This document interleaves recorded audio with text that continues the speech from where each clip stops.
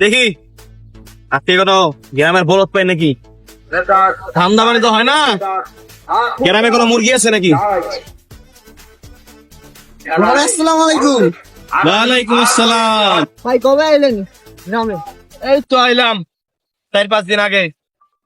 তো কি করছস? আমি পরীক্ষা দিলাম, ইন্টার পরীক্ষা দিলাম, তখন এই যে বেকার, চাকরি বাকরি নাই। চাকরি নাই?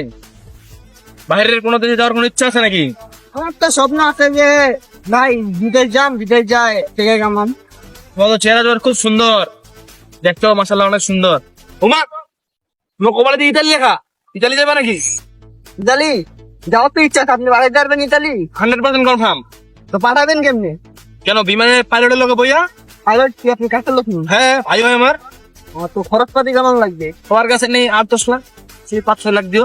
শুনলা হ্যাঁ কি জানেন, আমি আমার আব্বার লগে কথা কই, আপনার 10টা মিনিটের মধ্যে জানাচ্ছি, আপনি এনে দাঁড়ান। ঠিক আছে। ওই আব্বা, আমি বিদেশ যাবো আব্বা।